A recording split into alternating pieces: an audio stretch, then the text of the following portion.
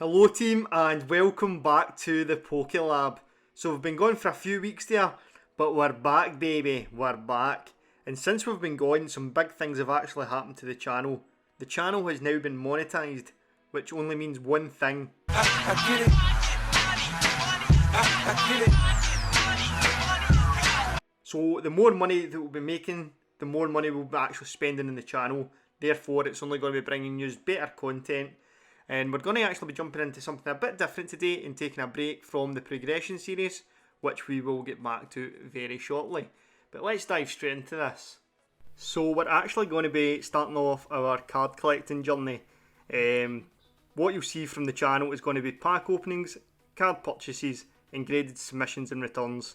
That's along with the competitive play that you have been seeing so far. Today I'm actually going to be showing off some of the cards I'm going to be sending off to Ace Grading, who will be the main company we'll be using to grade our cards, because we are based here in the UK, if you can't tell by the accent. So if you guys hang on till the end of the video, you'll see a website that I actually use to value my cards. This is cards that I'll be going to be buying, or cards that I'll be selling.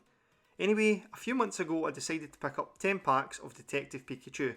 The reason I picked them up at the time was because I felt as though it was an undervalued set, which had potential to actually make some money in the future. Along with it, it's got some really nice cards on the inside of it as well.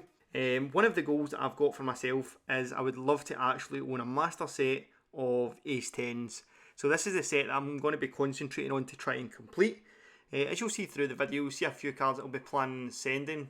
I won't be sending them all. I'm going to pick out the best of the best in terms of quality of these cards, and at the end of the video you'll see the process I go through to do this as well.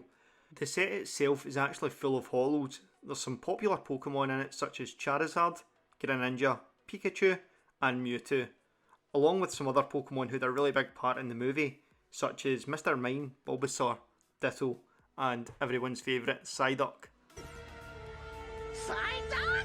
So before I actually buy any cards, whether it be singles or sets, I actually create a spreadsheet. I just use the spreadsheet to record all the relevant information, and this also helps me throughout the process. So as you can see here, I've created a spreadsheet for the Detective Pikachu set. Up the top you can see all my titles, which are in blue, and down the left hand side you can see all the Pokemon. So just going through each of the titles straight away. So within this full set there is only 18 Pokemon. You can see they're all holo. The next part says pulled, so this is just cards that I've obviously pulled from booster packs, ETBs, things like that. As you can see, I've pulled 14 of the 18 so far.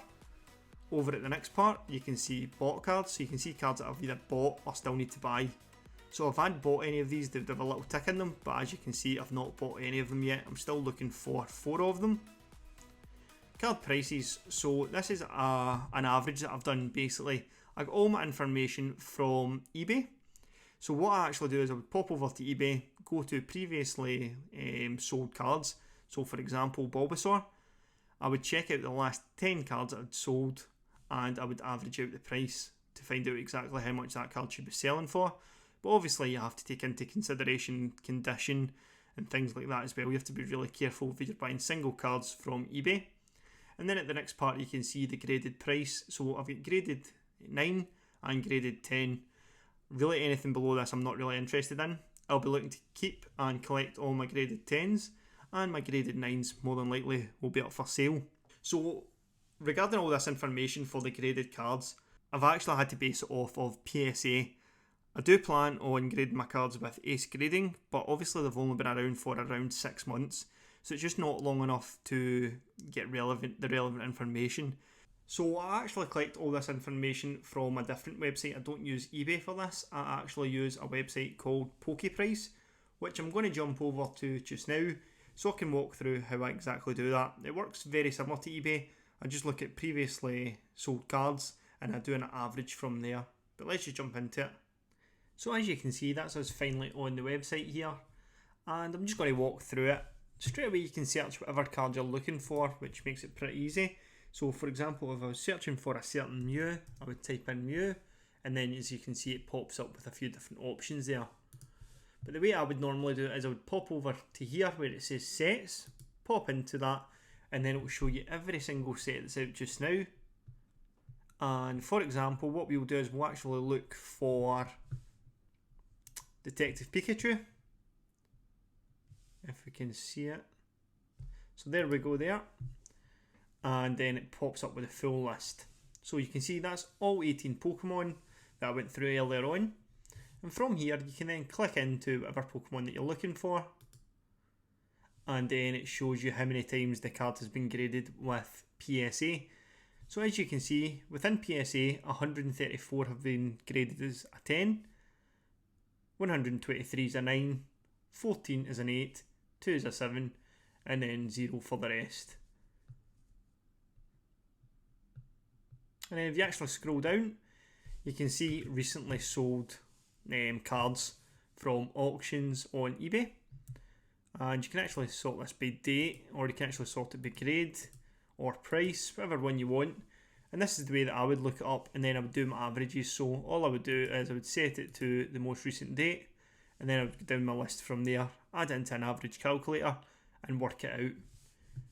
You can also get all the promo cards from here as well, so all the Japanese promos and the English promos as well, going through each one by their year.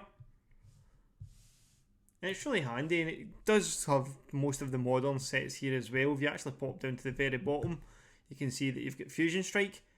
The only downfall of this just now is obviously with PSA being so expensive, there hasn't been so many submissions, but in the future this is only going to improve, and we'll get a clearer reading of how much cards are actually costing. But certainly for the older sets, you should be able to get a good idea of what each card is worth. So hopefully this video has been helpful to you guys. Keep your eyes peeled for our graded celebrations return and Evolving Skies box break. And right around the corner is our next deck in the progression series. But before you go down and hit the subscribe button. What you're waiting for, go and hit it. And if you liked the video, make sure you're hitting that goddamn like button. But once again, thanks very much, and I'll catch you in the next one.